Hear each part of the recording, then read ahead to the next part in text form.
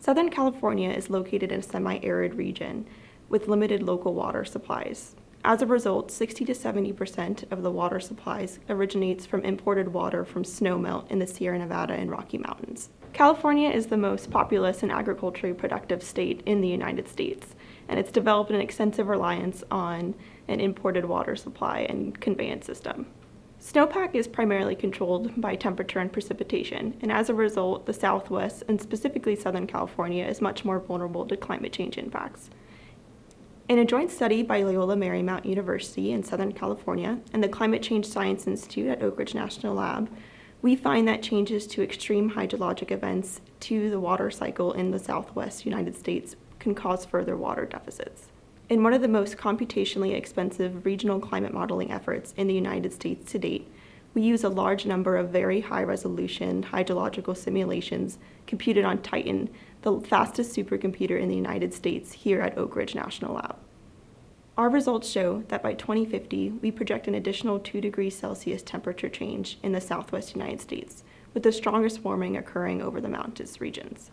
Warmer temperatures reduce the fraction of precipitation falling as snow, reducing snowpack and shifting snowmelt timing. California's climate is highly variable year to year, so while we don't project significant changes in mean average annual runoff or precipitation, we need to look at changes to extreme events, specifically the wet and dry years, to provide a full assessment of water supply security. To do this, we calculate the total maximum and minimum runoff in the region, representing wet and dry years. Overall, we see an increase in the number of wet and dry years, with the exception of the Sierra Nevada, where drying occurs even during wet years, declining water supply. We also evaluate the occurrence of daily flood events. In the Sierra Nevada, we project flooding to occur 1.6 times more frequently by 2050 and 6 times more frequently in the Colorado River Basin. Historically, reservoir levels are kept low in the Southwest United States during the winter months to prevent flooding. In the spring, with warmer temperatures, snowpack slowly melts, filling up the reservoirs. During the summer and fall months, demand begins to increase and water is released to the reservoirs for agricultural and urban uses. Under a changing climate, the coupling of more precipitation falling as rain, as well as increasing extreme flood events, causes reservoirs to fill earlier in the year. This could pose an extreme flood risk to the region.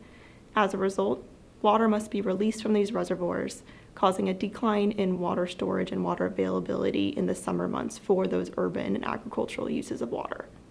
This is already happening. California is currently amidst the most severe drought in recorded history. Early 2016 storms, coupled with warmer temperatures, led to higher amounts of runoff, causing the reservoirs to fill earlier in the year. As a result, reservoir water had to be released, despite being in one of the worst droughts. Hydrological changes are not the only components causing additional water stress. Populations are expected to increase upwards of 30% by 2050, increasing water demand in the region. The expansion of local water supplies is an obvious solution to mitigate these climate change impacts. However, current limitations exist to these expansion efforts, including the substantial energy requirements for desalination and public aversion of using highly treated recycled water. Overall, near-future projected increases in both the intensity and frequency of wet and dry events pose significant challenges to water supply security in the Southwest United States. This warrants immediate action to begin adapting to climate change.